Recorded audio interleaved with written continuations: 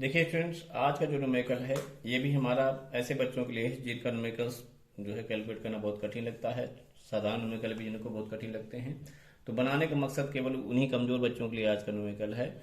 और दूसरा मकसद ये भी है क्योंकि ये न्यूमेरिकल कई बार बोर्ड एग्जाम में आ चुका है, हिंदी मीडियम बोर्ड एग्जाम में, तो बोर्ड के मकसद से भी इम्पोर्टेंट है। तो इसीलिए इसको जो है आज हमने इस न्यूमेरिकल को चुना है। तो देखिए सवाल पढ़ते हैं। न्यूमेरिकल क्या है कि वायु के सापेक्ष जल तथा कांच के अपवर्तनांक दिए हुए हैं 4/3 और 3/2। तो ये वायु के सापेक्ष दिए गए हैं। वायु के सापेक्ष जो दिए गए हैं, तो इसको जो है अगर निर्वात के सापेक्ष भी अगर दिए गया होता सीधे सीधे, तब तो हम निरपेक्ष मान कहते ही कहते हैं। लेकिन वायु के सापेक्ष भी जो अपवर्तनांक होता है उसको भी निरपेक्ष अपवर्तनांक ही साधारण भाषा में हम बोलते हैं। लेकिन जो वास्तविकता में होता है वो निर्वात के सापेक्ष होता है। लेकिन चूंकि वायु में और निर्वात में प्रकाश की चाल लगभग बराबर होती है, तो इसलिए वायु में प्रकाश का जो अपवर्तनांक होता है, वो जो अपवर्तनांक है माध्यम का, उसको भी हम निरपेक्ष अपवर्तनांक कह सकते हैं। ठीक है, तो हम आपको दोनों तरीके से बताएंगे सिद्ध हल करना कि अगर मान लीजिए जो है वायु के बजाय मान लीजिए कोई और माध्यम दे दिया है, उसके सापेक्ष दोनों हवा अपवर्तनांक दे दिया है, फिर क्या करेंगे। तो वायु को भी हम कोई माध्यम मान लेंगे, उसको निर्वात मान के अगर नहीं चलते हैं तब भी हम कैलकुलेट करना आपको सिखाएंगे। ठीक है, पहले ये मान के चलते हैं वायु का निर्वात में समान है, उस तरीके से भी लेके चलेंगे और दूसरा भी बताएंगे। ठीक है, पूछ क्या रहा है, जल के सापेक्ष कांच का अपवर्तनांक। अब देखिए यहाँ सापेक्ष अपवर्तनांक पूछ रहा है, जल का कांच का जल के सापेक्ष, और दूसरा जस्ट अपोजिट कांच के सापेक्ष जल का। तो एक बार जल का कांच के सापेक्ष और पहली बार में कांच का जल के सापेक्ष, ये जो है पूछ रहा है।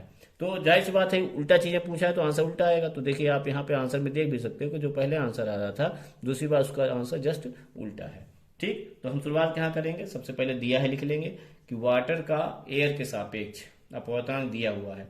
वाटर का एयर के सापेक्ष दिया है ना, जल का अपवर्तनांक ये दिया हुआ है, तो हमने लिखा वाटर का एयर के सापेक्ष अपवर्तनांक दिया हुआ है। ठीक है, अच्छा दूसरा जो है दिया हुआ है कि कांच का एयर के सापेक्ष अपवर्तनांक दिया गया हुआ है। ठीक है ना।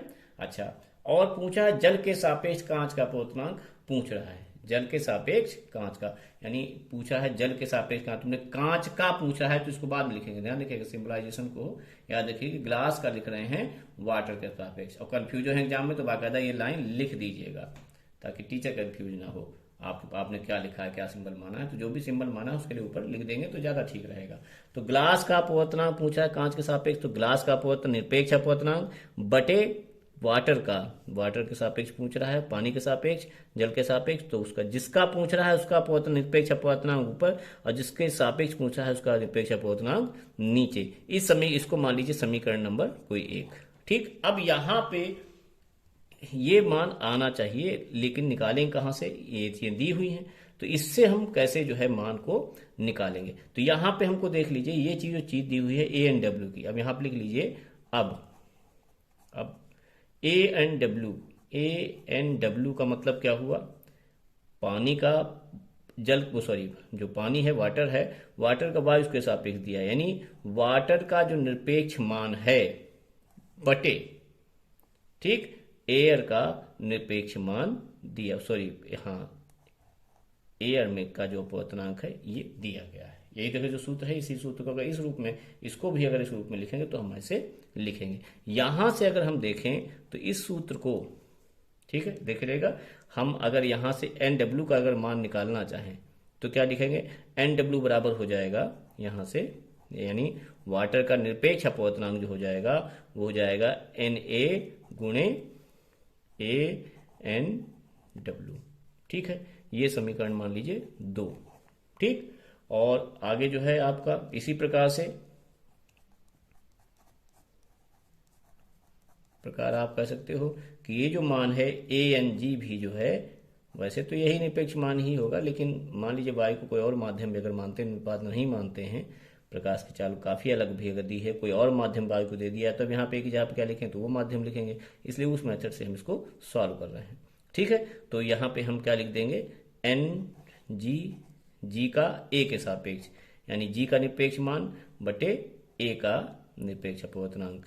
तो यहां से हम क्या निकाल लेंगे, एन जी निकाल लेंगे, तो एन जी बराबर हो जाएगा, ये एन ए उधर चला जाएगा, एन ए गुणे ए एन जी, ये समीकरण 3 आ गई। अब यहां क्या लिख देंगे, समीकरण 3 और 2 से, ये जो NW और NG के मान हैं ये उठा के कहाँ रख देंगे, 1 में। तो यहाँ लिख देंगे समीकरण 3 तथा 2 से NG तथा NW के मान समीकरण 1 में रखने पर। तो जब आप रख देंगे तो मान हमारे पास क्या मिल जाएगा, WNG, वो बात लिख देंगे, एग्जाम में ध्यान रखिएगा। तो NG का मान क्या हो गया, ये हो गया NA गुणे ANG बटे NA गुणे NW का मान क्या है, ANW। ठीक, मान रख दिया। अब यहाँ पे देखिए NA कैंसिल हो गया। तो यहाँ पे कोई भी जो माध्यम दिया गया होगा उसका जो है निरपेक्ष अपवर्तन कट ही जाना है, तो कोई फर्क नहीं देता है। बस ये है कि दोनों का एक ही है, एक के सापेक्ष दिया हो। ANG का मान हमको मालूम है कितना दिया हुआ है, 3/2, और इसका मान दिया है ANW का 4/3। ठीक है, तो ये अंश का हर ऊपर चला जाएगा, तो 3 × 3 हो जाएगा 9 और ये हो जाएगा 4/। तो एक आंसर आपका ये आ गया। और इसी प्रकार से जब इसका उल्टा करेंगे, ये हम आपको एक वीडियो में बता भी चुके हैं, पहले उस वीडियो को देख लीजिएगा, कि अगर वाटर का ग्लास के सापेक्ष यानी इसका जस्ट उल्टा करेंगे तो इसी का ही उल्टा आपका हो जाएगा। उल्टा मान कह रहे हैं ना, यहाँ देखिए ग्लास का है वाटर के सापेक्ष, ठीक है, तो अब यहाँ कर रहे हैं वाटर का ग्लास के सापेक्ष कर रहे हैं, तो इसी बात को उल्टा कर बोल रहे हैं, तो मान भी उल्टा अपवर्तनांक आप कर दीजिए।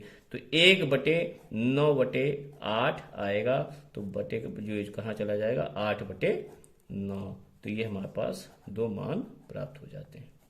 That's all for today.